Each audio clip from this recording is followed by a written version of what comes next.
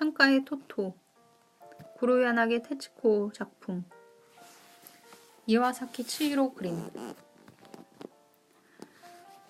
김남주 옮긴이의 말. 나는 어릴 적 무척 소심하고 내성적인 아이였다.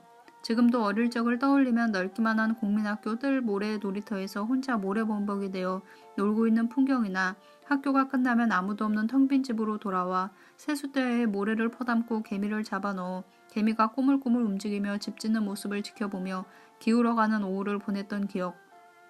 비오는 날이면 처마 끝으로 똑똑 떨어지는 빗방울에 발을 첨벙거리던 기억. 그런 것들밖에 떠오르지 않는다. 아버지가 일찍 돌아가신 탓에 가게를 책임져야 했던 어머니의 모습은 내 어린 기억 어디에도 없다. 더구나 나는 막내여서 터울이 많은 언니, 오빠들도 모두 어디론가 가고 없었다. 그렇게 늘 혼자였기 때문인가? 나 자신에 대한 책임감만 유독 발달하여 학교 숙제를 안 하거나 열이 펄펄 끓어서 결석이라도 하게 되면 무슨 큰 죄라도 지은 것처럼 마음 상해 있었다. 숙제만 꼬박꼬박 해가도 1등을 할 수 있었던 시절이었다. 지금 그 시절 나만한 또래의 딸아이 둘과 살고 있다. 피아노다 컴퓨터다 학습지다 학교 숙제다 하며 바쁜 아이들의 일상을 바라보며 내 어린 시절을 반추하곤 한다. 풍요롭지는 않았어도 자연과 동무할 수 있었고 시간이 천천히 흘러갔던 60년대 후반이다. 창의력 육성이니 하는 거창한 가치도 없었고 학업에 대한 중압감도 그리 크지 않았던. 헌데 요즘 아이들은 그렇지가 않다. 사회가 변화무쌍하고 나날이 복잡해지고 있는 데다 인위적인 놀이 역시 날로 발전하고 있기 때문이래라. 사회 풍조 또한 만만치가 않다. 빛나는 미래를 위하여 아이들은 어려서부터 모진 학업과 과외 수업에 시달리지 않으면 안 된다. 과연 뭐가 옳고 그른지를 스스로 판단하기도 전에 사회적인 가치부터 주입당하고 내 이익을 앞세우는 이기를 터득한다. 학교는 참교육의 본질을 어딘가에 방치하고 획일적인 기능공을 양성하는 공장으로 전락하고 말았다. 물론 아이들은 처한 교육적 환경의 척박함을 안타까워하는 부모도 적지 않다. 그러나 그런 부모들 역시 이 거대한 시대적 흐름을 거역할 용기나 대안은 갖고 있지 않다. 나 역시 마찬가지다. 뭔가 답답함을 느끼지만 그리고 뭔가 달라져야 한다고 생각은 하지만 이 귀여운 이야기 창가의 토토의 엄마처럼 아이의 있는 그대로를 받아들이기가 쉽지 않다. 창가의 토토는 주인공 토토가 인생에 있어 가장 값진 황금 같은 시절인 초등학교 시절을 추억하며 자연과 친구와 더불어 사는 삶의 아름다움을 가르쳐준 당시의 스승과 아이들의 인격과 개성을 존중한 수업 방식의 탁월함을 풀어나간 이야기이다. 저자인 구로야나기 테츠코는 일본 내에서는 유명한 방송 연예인으로 세계적으로는 사회활동가로 분주히 활동하고 있는 저명 인사이다. 누구에게나 있었던 어린 시절을 이렇게 한 권의 책으로 엮어낸 자체도 귀중하지만 그 안에 담긴 내용은 세월을 건너 현대에도 읽는 이의 감동을 자아내기에 충분하다. 우리의 천방지축 오리무중인 주인공 토토는 테츠코 자신의 어린 모습이기도 하지만 호기심 많고 때묻지 않은 천진한 눈으로 반짝반짝 주위를 살피는 온 세계 어린이들의 그래야 마땅할 원래의 모습이기도 하다. 토토가 다닌 도모의 학원은 요즘 말로 하면 일종의 대안학교가 될 것이다. 보통 학교에서 낙오되거나 적응하지 못하여 빚어나온 아이들을 따스하게 보듬고 온갖 규제를 없애고 푸근한 환경을 조성하여 그들이 숨겨진 재능을 마음껏 발휘할 수 있도록 배려한 학교 말이다. 어린 시절에 나도 그런 학교와 스승을 만날 수 있었더라면 좀 덜 외롭고 좀 덜 소심하고 그리고 조금은 더 균형 있게 자라 홀로 서기도 빨라지지 않았을까 하고 아쉬워한다. 하지만 그런 아쉬움은 내 어린 시절의 추억과 함께 고이 접어두고 당장은 우리 두 딸아이에게 혹은 더 많은 어린이들에게 이런 아쉬움이 남지 않도록 내가, 엄마가, 부모가 뭘 할 수 있는지를 생각해야 하지 않을까 싶다. 물질은 넘쳐나고 볼거리도 놀거리도 풍성한 요즘이지만 정작 아이들에게 절실한 정서는 애써 찾아 나서지 않으면 다가오지 않는다. 삭막한 가슴을 지닌 자에게는 삭막한 풍경만 돋보이는 법, 나 먼저 풍요로워질 일이다. 1999년 저물어가는 한 해 방학을 맞은 딸아이들과 복잡거리는 와중에 김난주.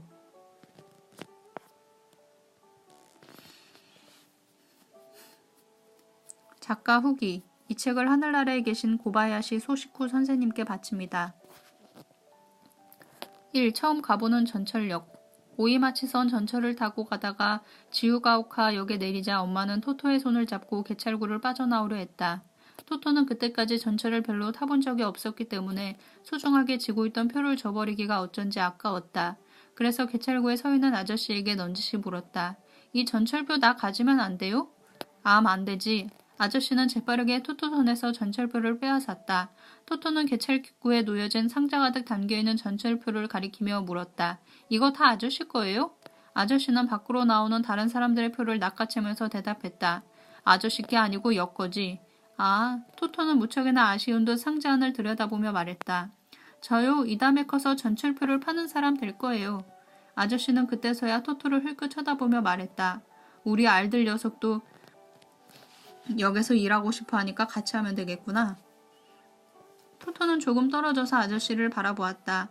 아저씨는 뚱뚱한 데다 안경을 끼고 있었다. 천천히 살펴보니 마음씨가 좋아 보이기도 했다.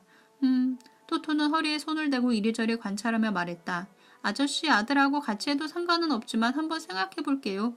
전 지금 새학교에 가는 길이라 좀 바쁘거든요. 토토는 그렇게 말하고 기다리는 엄마에게로 뛰어갔다. 그리고 이렇게 외쳤다. 엄마, 나 전철표 파는 사람 될 거야. 엄마는 조금도 놀랍지 않다는 표정으로 말했다. 그럼 스파이가 되겠다는 건 어떡하고? 토토는 엄마의 손을 잡고 걸으며 생각했다. 맞아, 어제까지는 꼭 스파이가 되겠다고 마음먹었었는데 하지만 상자 가득 전철표를 담아두는 사람이 되는 것도 참 좋을 것 같아. 맞다. 토토는 좋은 생각이 떠올라 엄마를 쳐다보며 큰 소리로 말했다. 엄마 있지? 원래는 스파이인데 전철표를 판다고 하면 그럼 어떨까? 엄마는 대답하지 않았다. 사실대로 말하면 엄마는 지금 너무도 불안했던 것이다. 혹시라도 지금 가고 있는 학교에서 토토를 받아주지 않으면 작은 꽃이 달린 펠트 모자를 쓴 엄마의 예쁜 얼굴이 약간 심각해졌다. 그리고 깡충거리면서 뭐라고 쉴 새 없이 종알대는 토토를 쳐다보았다. 토토는 엄마가 걱정하고 있는 것도 모르고 얼굴이 마주치자 신나는 듯 웃으며 말했다. 엄마, 나 생각해봤는데 양쪽 다 그만두고 그냥 침동야. 이상한 목장을 하고 악기를 울리면서 거리를 돌아다니며 선전 광고하는 사람, 역주. 될래? 엄마는 다소 절망적인 심정으로 말했다. 예, 늦겠다. 교장 선생님이 기다리시니까 이제 그만 종알대고 앞 좀 보고 걸어. 두 사람의 시야에 조그만 학교 문이 들어왔다. 이 창가의 토토. 새로운 학교에 문을 들어서기 전에 토토의 엄마가 왜 불안해하는가를 설명하자 엄마는 토토가 학교에 들어가자마자 이미 퇴학을 당한 적이 있기 때문에 걱정하는 것이었다. 겨우 1학년에. 바로 지난주의 일이었다. 엄마는 토토의 담임 선생님에게 불려가 이런 말을 들었다. 대개 따님은 다른 아이들에게 피해를 주고 있습니다. 다른 학교로 데려가 주셨으면 해요. 젊고 아름다운 여선생은 한숨을 내쉬면서 같은 말을 되풀이했다. 정말 어찌해야 좋을지를 모르겠어요. 엄마는 깜짝 놀랐다. 대체 어떤 행동을 저 애가 다른 아이들에게 피해를 준다니 대체 무슨 짓을 했기에. 선생님은 구부려 올린 속눈썹을 깜빡거리고 파마를 하여 안쪽으로 손질한 짧은 머리카락을 손으로 쓰다듬으며 설명하기 시작했다. 우선 수업 중에 책상 뚜껑을 100번도 더 열었다 닫았다 합니다. 그래서 제가 쓸데없이 책상 뚜껑을 열었다 닫았다 하지 말라고 하면 대개 따님은 노트부터 시작해서 필통, 교과서를 다 책상 속에 넣어버린 다음 하나하나 꺼내요. 예를 들어서 말이죠. 받아쓰기를 한다고 해요. 그러면 따님은 먼저 뚜껑을 열고 노트를 꺼낸다 싶게 무섭게 쾅 하고 닫아버립니다.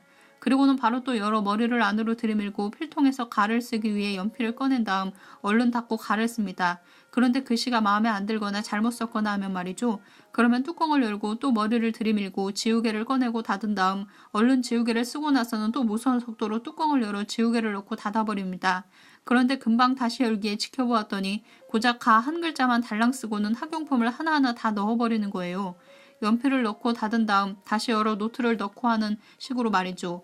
그리고는 날을 쓸 때가 되면 다시 노트에서부터 시작해서 연필, 지우개, 그때마다 제 눈앞에서 눈이 핑핑 돌을 지경이에요. 그렇다고 일단은 책상 뚜껑을 열 이유가 있어서 그러는데 하지 말라고도 할 수 없고. 선생님의 속눈썹이 그때를 떠올리는 듯 빠르게 깜빡였다. 거기까지 들은 엄마는 토토가 왜 책상 뚜껑을 그렇게 열었다 닫았다 하는지 조금은 알 수 있을 것 같았다.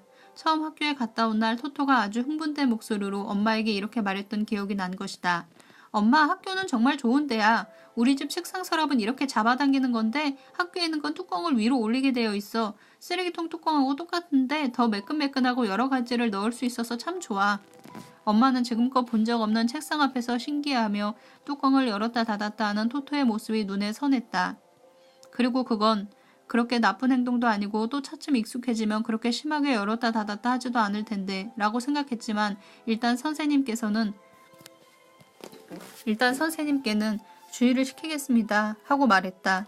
그런데 선생님은 더욱더 목소리를 높여 이렇게 말하는 것이었다. 그 정도만 돼도 괜찮겠어요. 엄마는 몸이 움츠러드는 기분이었다. 선생님은 몸을 조금 앞으로 내밀며 말했다. 어째 책상 소리를 내지 않는다 싶어서 돌아보면 이번에는 수업 중에 서 있는 거예요. 계속해서. 엄마는 또 깜짝 놀라서 물었다. 서 있다니 어디에 말입니까? 선생님은 약간 화가 난 듯이 말했다. 교실 창가예요. 엄마는 이유를 알 수가 없어 계속해서 질문했다. 창가에서 대체 뭘 하는 거죠? 선생님이 거의 외치듯이 말했다. 친동야를 부르기 위해서죠. 선생님의 얘기를 정리해보니 대충 이랬다. 1교시 내내 웬만큼 책상을 툭탁거리고 나면 토토는 그 후에 자리에서 일어나 창가로 가 밖을 내다본다. 그리고 선생님이 조용히만 있어준다면 뭐 서 있어도 상관없겠지라고 생각하는 순간 큰 소리로 친동야 아저씨! 하고 밖을 향해 외친다. 공교롭게도 교실 창문이 토토에게는 행복하고 그러나 선생님에게는 불행하게도 1층에 있었고 게다가 길이 바로 코앞이었다. 그리고 경계라고 해봤자 낮은 울타리만 있을 뿐이어서 토토는 쉽게 지나가는 사람과 얘기할 수 있었던 것이다. 어쨌든 누군가 부르는 소리에 지나가던 친동야는 창문 밑까지 다가온다. 그러면 토토는 기쁘다는 듯이 반 아이들 전체를 부른다. 왔어! 그 소리에 공부하고 있던 반 아이들은 일제히 창가로 몰려가 입을 모아 외친다. 친동야 아저씨! 그러면 토토는 친동야를 조른다. 아예 아저씨 조금만 해보세요. 학교 옆을 지날 때는 일부러 소리를 낮추는 친동야도 모처럼의 부탁이라 성대하게 연주를 시작한다. 클라리넷이며 꽹과리, 북, 샤미센을 총동원해서 선생님은 그러면 한 곡이 끝날 때까지 혼자 교단에 서서 가만히 기다리는 수밖에 없다. 이 한 곡이 끝날 때까지만 참자라고 스스로를 달래면서 그리하여 한 곡이 끝나면 친동야는 다시 가던 길을 가고 학생들은 각자 자기 자리로 돌아온다. 그런데 어처구니 없게도 토토는 창가에서 꼼짝하지 않는다. 선생님은 의아해하며 묻는다. 왜 여태 거기 있는 거니? 그러면 토토는 아주 진지하게 대답한다. 아이 참 선생님도 다른 친동야 아저씨가 그냥 지나가 버리면 어떡해요? 또 아까 그 친동야 아저씨가 다시 올지도 모르고요. 그래서야 어떻게 수업이 되겠어요? 상황을 대충 짐작하시겠죠? 얘기를 하는 동안 어느새 선생님은 상당히 감정적으로 변해 있었다. 사실이 그렇다면 선생님도 무척이나 곤란하시겠군. 엄마는 생각했다. 순간 선생님은 한층 더 큰 소리로 이렇게 말했다. 게다가 엄마는 놀라면서도 약간 비참한 심정으로 선생님께 물었다. 아직 뭐가 또 있는 모양이죠? 선생님은 즉시 대답했다. 아직이라고 말할 수 있을 정도나 되면 제가 이렇게 학교를 그만둬달라고 부탁드리지도 않죠. 선생님은 잠시 숨을 가다듬고 마음을 가라앉힌 후 다시 엄마의 얼굴을 쳐다보며 말했다. 어제 있었던 일이에요. 역시나 토토가 창가에 서 있길래 조 또한 친동야를 기다리나 보다 생각하며 묵묵히 수업을 하고 있는데 갑자기 큰 소리로 뭐하니? 하고 누군가에게 묻고 있는 거예요. 제 쪽에서는 상대방이 보이지 않으니까 이번에는 누굴까 하고 궁금해하고 있는데 또 큰 소리로 얘 뭐하니? 하는 거예요. 그것도 이번에는 길이 아니라 위쪽을 보고 말이에요. 전 하도 신경이 쓰여서 도대체 상대방이 뭐라고 대답하는지나 들어보려고 귀를 기울였지만 영 대답이 없는 거예요. 따님은 그래도 계속해서 응 뭐하고 있냐는 거냐니까? 하고 계속 묻길래 수업에 지장도 있고 해서 창가로 가 따님이 얘기를 나누고 있는 상대가 누군지를 봤죠. 창문으로 고개를 내밀고 위를 봤더니 글쎄 지붕 밑에다 제비가 집을 짓고 있었어요. 따님은 그 제비한테 얘기했던 것이죠. 물론 저도 아이의 마음을 모르는 것은 아니니까 제비한테 그렇게 물었다고 해서 잘못됐다고는 말하지 않겠어요. 하지만 수업 시간인데 그렇게 큰 소리로 제비에게 뭐라고 있냐고 떠들 것까지는 없잖아요. 그리고 선생님은 엄마가 대체 뭐라고 사죄를 해야 하나 하고 생각하면서 말을 꺼내기도 전에 다시 이야기를 시작했다. 그리고 이런 일도 있었어요. 첫 미술 시간이었는데 제가 국기를 그려보라고 했더니 다른 아이들은 도화지에다 제대로 국기를 그리고 있는데 대개 따님만은 아사히 신문 마크 같은 군함기를 그리기 시작하더군요. 그것도 괜찮은 아이디어다 싶었어요. 그런데 느닷없이 깃발 가장자리에다 술을 그리기 시작하는 거예요. 글쎄 술, 보통 청년단 깃발 같은 데에 달려있는 그런 술 말이에요. 어쨌거나 그것도 뭐 어디선가 봐서 그러는 거겠지 하고 애써 생각했어요. 그런데 잠시 다른 것을 쳐다보는 사이에 글쎄 책상에다가도 온통 노란색 술을 칠하고 있는 것 아니겠어요? 도화지에 거의 꽉 차도록 깃발을 그렸기 때문에 애당초 술을 그릴 여유가 얼마 없었는데도 노란 크레용으로 술을 북북 그리는 거였어요. 그러다 보니 밖으로 튀어나와서 도화지를 치워내고 보니 책상에 온통 삐죽삐죽하게 튀어나온 것이 세 방향뿐이었기에 다행이었지요. 새 방향이라면? 선생님은 슬슬 피곤해진 것 같은 모습이었지만 그래도 친절하게 대답했다. 깃대를 왼쪽 편에 그렸으니까 당연히 그쪽으로는 튀어나오게 할 수 없잖아요. 엄마는 그나마 다행이다라는 생각에 이렇게 말했다. 아, 그래서 세 방향만. 그러자 선생님은 아주 느릿한 말투로 이번엔 한마디씩 끊어 다시 말을 시작했다. 다만 그 대신에 아니나 다를까 깃대 끝이 책상까지 튀어나와 크레용 자국이 남아있었죠. 그 말을 끝내자 선생님은 자리에서 일어나더니 아주 냉정한 말투로 마무리를 짓듯 말했다. 그리고 저뿐만 아니라 옆반의 1학년 담임 선생님도 곤란을 겪고 있는 모양입니다. 사태가 이쯤 되자 엄마는 결심하지 않을 수 없었다. 이대로 놔뒀다가는 다른 학생들에게 너무 많은 피해를 주게 될 거야. 어디 다른 학교를 알아봐서 전학을 시키는 게 좋을 것 같군. 어떻게든 저 아이의 성격을 이해해주고 다른 아이들과 함께 행동하는 걸 가르쳐줄 만한 학교로. 그리하여 엄마가 여기저기 뛰어다녀 찾아낸 곳이 지금 막 교문을 들어서려는 학교인 것이다. 엄마는 이렇게 퇴학당한 사실을 토토에겐 말하지 않았다.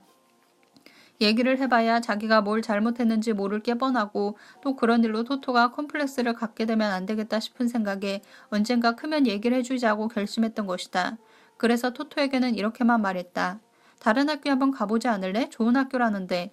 토토는 잠시 생각한 다음 말했다. 가지 뭐. 엄마는 이 애가 지금 무슨 생각을 하고 있는 걸까 하고 생각했다.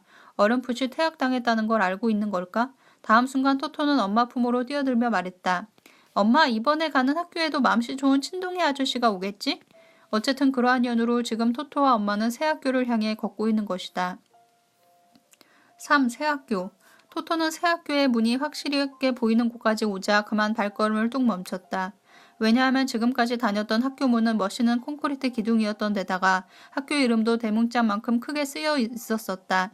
그런데 이 새 학교의 문은 낮은 나무였고 그것도 잎이 달려있는 게 아닌가. 야, 땅에서 자라난 문이네. 토토는 놀란 표정으로 엄마에게 말했다. 그리고 이렇게 덧붙였다. 틀림없이 쑥쑥 자라서 얼마 안 있으면 전봇대보다 더 커질 거야. 그것은 진짜 뿌리가 있는 나무 두 그루로 된 문이었다. 토토는 문으로 다가가더니 갑자기 고개를 갸우뚱했다. 왜냐하면 문에 매달려 있는 학교 이름이 적힌 팻말이 바람에 날렸는지 비스듬히 기울어져 있었기 때문이었다. 도모의 학원. 토토는 고개를 옆으로 갸웃한 채 팻말을 따라 읽었다. 그리고는 엄마에게 도모에가 뭐야? 하고 물으려 할 때였다. 토토는 눈가로 마치 꿈만 같은 것이 보였다. 토토는 몸을 굽힌 채 두 그루 나무문 사이로 머리를 들이밀고 안을 들여다보았다. 과연 무엇이 보였을까? 엄마, 저거 진짜 전철 맞지? 교정에 늘어서 있는 거 말이야.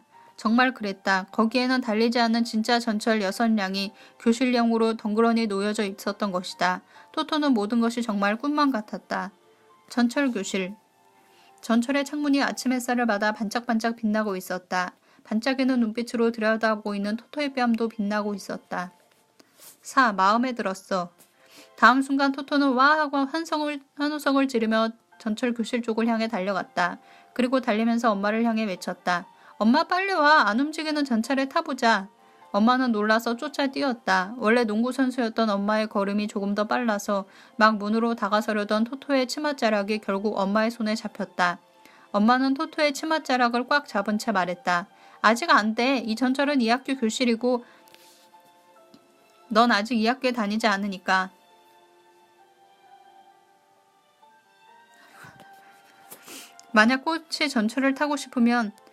만약 굳이 전철을 타고 싶으면 이제 교장 선생님을 뵐 테니까 말씀을 잘 드려봐. 그래서 일이 잘 되면 2학기에 다닐 수 있을 테니까 알겠니?